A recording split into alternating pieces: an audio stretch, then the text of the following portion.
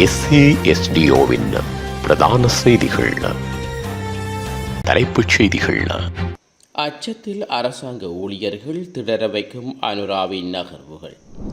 மாரவில பகுதியில் துப்பாக்கிச் சூட்டு பெண்டொருவர் பலி. பாழ்போத்துடன் பச்சிளங்குழந்தையின் சடலம் செம்மணியில் நெஞ்சை உலுக்கிய சம்பவம்.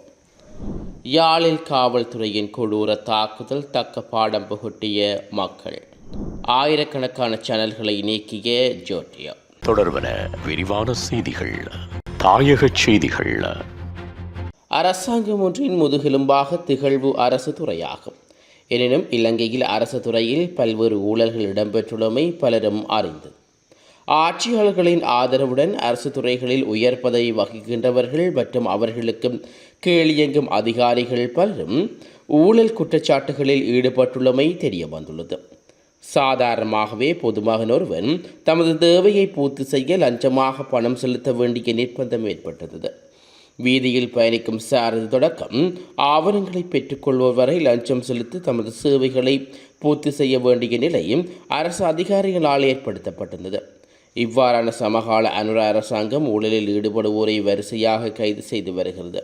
இது கடந்த ஆட்சியாளர்களின் அதிகாரத்திற்குள் ஒளிந்திருந்த பல உயர் அதிகாரிகளுக்கு அச்சத்தை ஏற்படுத்தியுள்ளது. அண்மை காலமாக முக்கிய அரசு துறைகளில் உயர் அதிகாரிகள் கைது செய்யப்பட்டனர். அந்த பட்டியல் நீண்டு கொண்டே செல்கிறது. புத்தளத்தில் இடம்பெற்ற துப்பாக்கிச் சூட்டு சம்பவத்தில் பெண்ணொருவர் உயிரிழந்துள்ளார். குறித்த சம்பவம் மாரவில மறந்த பகுதியில் இடம்பெற்றுள்ளது. வீட்டின் முன்னால் இருந்த பெண்ணொருவரை இவ்வாறு சுட்டுக் கொல்லப்பட்டதாக காவல்துறையினர் தெரிவித்துள்ளனர். துப்பாக்கிச்சூடு நடந்த நேரத்தில் அருகிலிருந்த 10 வயதான பிள்ளையும் காயமடைந்ததாக தெரிவிக்கப்படுகிறது. சம்பவ தரப்பில் காவல்துறையினர் மேலதிக விசாரணைகளை மேற்கொண்டு வருவதாக தெரிவிக்கப்பட்டுள்ளமை குறிப்பிடத்தக்கது. செம்மணி மனித புதைகுழி அகழ்வு கட்டம் 2 17வது நாள் அகழ்வு நேற்று முன்னெடுக்கப்பட்டது. செம்மணி மனித புதைகுழி இடத்திலிருந்து மொத்தம் 8 எலும்புக்கூடுகள் புதிதாக அடையாளம் காணப்பட்டுள்ளன. எச்சங்களில் 6 தொடக்கம் 7 வரை சிறுவர்கள் மற்றும் குழந்தைகளுடையதாக இருக்கலாம் என்று சந்தேகிக்கப்படும் மனித எலும்புக்கூடுகள் அடையாளம் காணப்பட்டுள்ளன. ஒரு குழந்தை அருந்தும் பாழ்போட்டில் மற்றும் சில ஆடைகளை ஒத்த துணிகளும் கண்டுபிடிக்கப்பட்டுள்ளன. நேற்றைய தினம் கண்டுபிடிப்புகளுடன் இதுவரை அடையாளம் காணப்பட்ட மனித எலும்புக்கூடுகளின் மொத்த எண்ணிக்கை 80ஆக உயர்வடைந்துள்ளது. இவற்றில் 65 எலும்புக்கூடுகள் ஏற்கனவே முழுமையாக தோண்டி எடுக்கப்பட்டமை குறிப்பிடத்தக்கது. வட்டுக்கோட்டை காவல்துறையினரின் அடாவடியான செயற்பாடுகளுக்கும் தமக்கு இழைக்கப்பட்ட அநீதிகளுக்கும் நீதி வேண்டியும் நேற்றைய தினம் மூளாய் பகுதி மக்கள் யாழ் மாவட்ட பிரதி காவல்துறை மா அதிபரின் அலுவலகத்துக்கு முன்னால் கவனஈர்ப்பு போராட்டத்தில் ஈடுபட்டனர். இதுகுறித்து மக்கள் கருத்து தெரிவிக்கையில், மூளாயில் உள்ள மதுபான நிலையம் ஒன்றில் இடம்பெற்ற மோதல் சம்பவமே கடந்த சில தினங்களுக்கு முன்னர் இடம்பெற்ற வட்டுக்கோட்டை வன்முறைக்கு காரணமாக அமைந்துள்ளது. மதுபான நிலையத்தில் வைத்து எமது பகுதியைச் சேர்ந்தவர் மீது தாக்குதல் நடத்தப்பட்ட போது எமது பகுதியைச் சேர்ந்த இன்னொருவர் எழுந்து ஏன் அவரை தாக்குகிறீர்கள் என்று கேட்டபோது அவரையும் தாக்கி படுகாயம் ஏற்படுத்தினார்கள். இதனால் தாக்குதலுக்கு உள்ளானவரின் மகன் இருவர் மதுபான நிலையத்தில் கல்வீச்சு தாக்குதலை மேற்கொண்டார். பின்னர் காயமடைந்த எமது பகுதியைச் சேர்ந்த இருவரும் வைத்தியசாலைக்கு சென்று சிகிச்சை பெற்றுவிட்டு வந்தபோது காவல் நிலையத்தில் முறைப்பாடு பதிவு செய்வதற்கு சென்றார்கள். காவல்துறையினர் முறைப்பாடு பதிவு செய்யவில்லை. ஆனால் தாக்குதல் நடத்திய ஒருவரை கைது செய்து வைத்திருந்தார்கள். தாக்குதல் நடத்திய மற்றவர்களையும் அழைத்து எமது தரப்பினரையும் அழைத்து விசாரணை செய்யுமாறு நாங்கள் கோரினோம். ஆனால் காவல்துறையினர் அதனை செய்யவில்லை. எங்களை காவல் நிலையத்திலிருந்து விரட்டி அடித்தனர். பின்னர் எமது பகுதியைச் சேர்ந்த ஒருவர் வேலை முடித்து வரும்போது மற்ற குழுவினர் பிடித்துச் சென்று அவர் மீது கொடூர தாக்குதலை நடத்தினர். பின்னர் நாங்கள் சம்பவம் அறிந்து சென்ற போது அவரை காவல்துறையினர் ஒப்படைத்தனர்.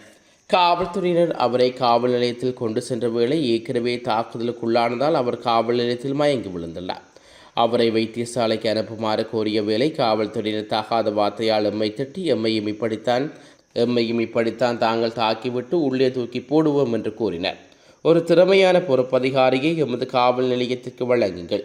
இந்த காவல்துறை பொறுப்பதிகாரிகளால் நமது மக்களுக்கு சீரான சேவையை வழங்க முடியாது உள்ளது என்று தெரிவித்துள்ளனர்.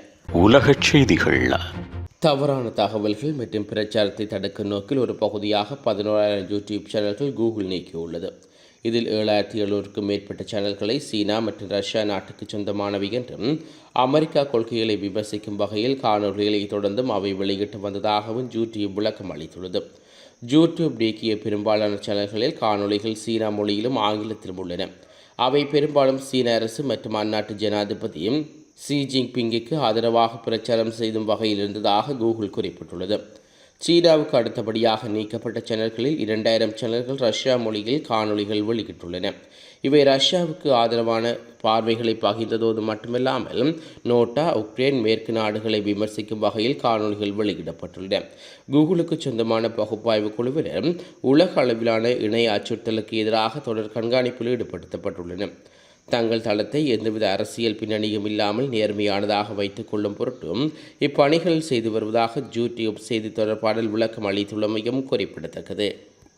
மீண்டும் தலைப்புச் செய்திகள். அச்சத்தில் அரசாங்க ஊழியர்கள் திணற வைக்கும் அனுராவின் நகர்வுகள். மாரவில பகுதியில் துப்பாக்கிச் சூட்டு பெண்டொருவர் பலி. பாழ்போத்துடன் பச்சிளங்குழந்தையின் சடலம் செம்மணியில் நெஞ்சி உலுக்கிய சம்பவம். யாழில் காவல்துறையின் கொடூர தாக்குதல் தக்க பாடம் புகட்டிய மக்கள். ஆயிரக்கணக்கான சேனல்களை நீக்கிய ஜோட்டியா.